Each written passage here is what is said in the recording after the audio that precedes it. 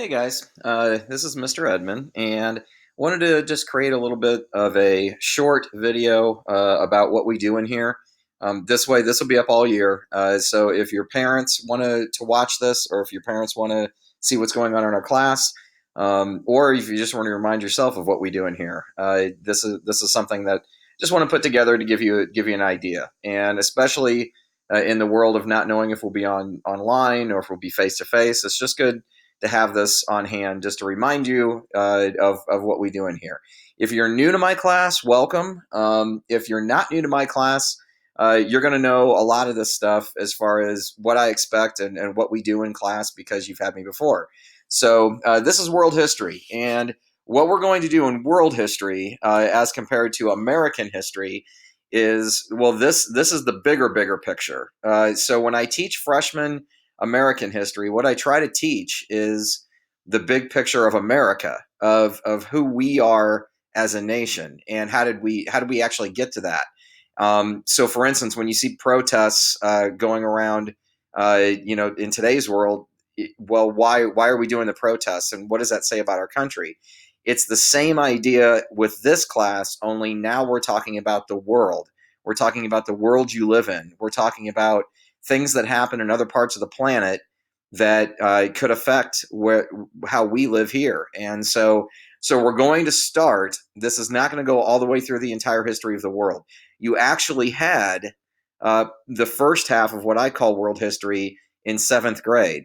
So what we're going to do is we're going to pick up with the Renaissance and Reformation period, which is around the 1500s, and then we're going to move all the way to now. And so now, why the Renaissance and Reformation? I'm not going to do much history here, but just a couple minutes.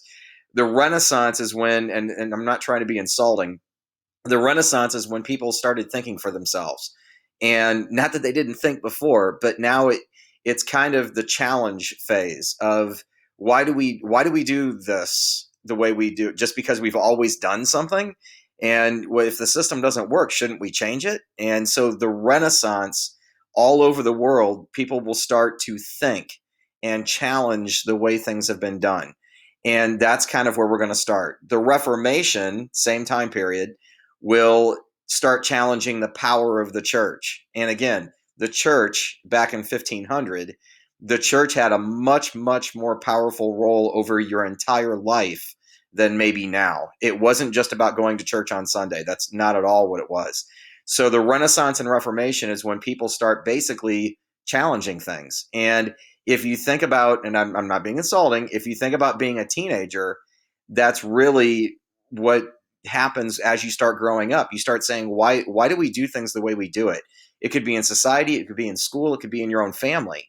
And so that's where we're going to start. And then, of course, we will end in now. We'll end in talking about the issues that are going on around our world right now. So it's from the Reformation, about Renaissance, Reformation, about 1500, all the way to now. So again, that's kind of cool that we'll get to today's topics by the end of the school year. If you're new to my classes, well, I'm not a big lecturer. I really am not. Now, if we go remote, I'm going to tell you now. If we go remote, the learning will be more direct. And what I mean by that is I'll do videos like this, and you'll have things where I will directly say, okay, I need you to watch this, or I need you to do this, or click on this. So that'll be a little different. But you, regardless, are still going to have a big role in this class. If we are face to face, we are going to move around. We're going to do a lot of talking. I need you to talk. Now, again, because of what we're facing, with COVID and everything else, moving around may not look, at least at the beginning, may not look the way you're used to seeing it look in my class, where we do different pods and different group work and up at the board and presenting. It's going to look a little different, and that's just because of the world we live in right now. So, but for those of you that are new, even if I do have lecture videos like this one, it's not going to be for 50 minutes. I don't believe in that. I don't think that works. And so it's still, every lesson we do will involve your participation. And I cannot stress that enough, that all of my classes that I teach, really my whole career, but every class I teach has a different personality. and the personality is all based off of the students that are in that room. And I could present the same lesson multiple times in a day, but the personality of the class will really dictate how much fun you have and how much fun, quite honestly, I have. So please come in ready to go. I need your energy so, so bad. And those of you that had me last year, maybe you can help the people that didn't have me. And this might be a different, if you haven't had me before, this might be a different style to history than what you might be used to. And hopefully it'll be a good style. Something we're gonna keep track of all the time is current events. In my opinion, it is pointless to talk about the history of the world if we're talking about the Renaissance in 1500, but you don't know. If I say to you, give me one key thing that's happening in the world right now. Okay, other than maybe a virus. But what else give me something that's happening in the world that's huge. And if you say, well, I don't know, well, to me, we've got to know what's going on in our own world way before we talk about 1500, 1600, and so on. So we'll do current events. Now it's going to look a little different if you've had me before. We're not necessarily going to do one every day of the week where I have one assigned to you. It's going to look a little different. And I think this is where having laptops that we'll have will be huge, because I can actually have you go to certain websites on a particular day if something major happens. But it's something. Sorry if you're hearing my dog here. My dog's barking. But it's something that's kind of huge. That to me, this is so important to know. So get used to paying attention to the world, and we'll also look at what exactly to pay attention to. For instance, Facebook and Twitter are not news sources. I'm sorry if you think they are. They are not. Facebook and Twitter is opinions that people are spouting off about. And they might be around factual information, but you don't know that. And I know we have leaders that use Facebook and Twitter to put out quote unquote facts. It's not. It's opinions. It's the same thing as sitting in a coffee shop and just talking to people. That's what Facebook and Twitter is. They are not news sources. So we'll break all that down too. But to me, this is one of the most important parts of our class, in my opinion, especially when you're talking about understanding the world you live in. So homework, now the nitty gritty of the course. Homework, and again, if you've had me, you kind of know how I do things. Most of the work, if we're in class face to face, my goal will be very minimal outside work has to be done. And if you do what I ask you to do in class and you actually get to work, this is the energy I need from you. If you actually get to work and do what we need to do in class, then you will have very little home work in this class. Obviously, if we go remote, that'll be different, because you'll have an assignment every day from me if we go remote. But still, I am not going to make those assignments where it should take you an hour and a half to get every assignment of mine done online. That's not how I do things. So if you put in the effort and you put forth what I need you to do, you're going to be fine. And homework, I know you guys have a life outside of school. I have a life outside of school. So I want you to have time to do what you want to do. So get the work done when we're doing it in class. I cannot stress that enough. And I think having Canvas is going to help with this a lot. Help you actually organize yourself and get things done. That way it'll minimize the work that you have to do outside of school. Testing, and those of you that haven't had me before, welcome to my humor. If you look at this visual and actually read it to yourself there, welcome to my humor. Now, testing, once we get going, we'll have about a test a week. Now, if you haven't had me before, don't let that freak you out. A test a week means I look at testing as we hit the pause button, and I need to check to see if you guys are getting what I need you to get. And so that's testing to me. Okay, maybe that's a different way of looking at it, for you. That I want to hit the pause button. I want to see, okay, is everybody on the same page? Are we all right? So that'll happen about once a week once we start getting going. Well, the good news for you is that it's going to be over a minimal amount of information if we're doing it so often. So I don't have mega tests like every 3 weeks. One test every 3 weeks. I don't do that. And so this is good for you, in my opinion, because it's over a shorter amount of time and less information that you have to actually worry about. And if you haven't had me before, The way I test, notice it says essay in capital letters. An essay to me is you talking to me. It's the same thing as if we were talking to each other. And an essay, so you know, an essay will never be who was Napoleon. That is not an essay. That is a definition. An essay would be how did the rise of Napoleon impact Europe? And you have to explain that to me. That is an essay, okay? If that freaks you out, it'll be all right. We'll walk you through it, and it'll be fine. Notice the last thing on the slide, it says study guides. Every test you will ever get from me will have a study guide. Every test. And it's simple, okay? Students who pay attention to the study guides and actually fill them out, and it will be for a grade, by the way, but fill them out correctly, they do just fine on the tests. Students who blow off the study guides and basically don't prepare for the test don't do well on tests. This is not rocket science. So again, this is part of, I need you to do your part and everything will be just fine. So now discipline, and if you haven't had me before, again, welcome to my humor. Actually, I went to school when you could spank, so it maybe wasn't like this, but I went to school when you could spank.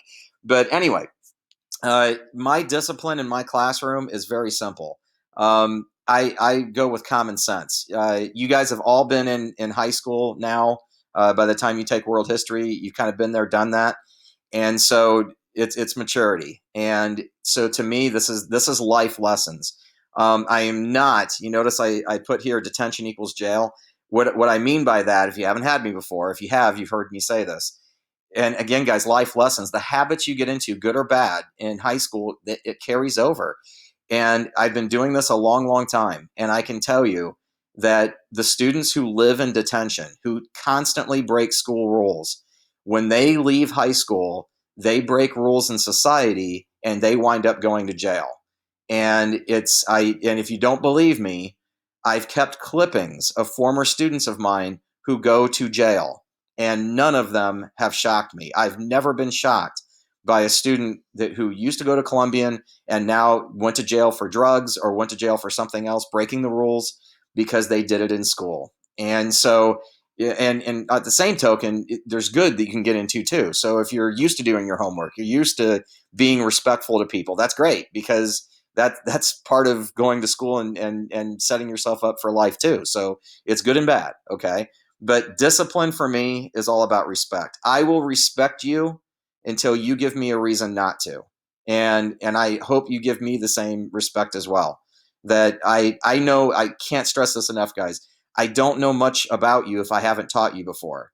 And so you have a clean slate when you walk in my class.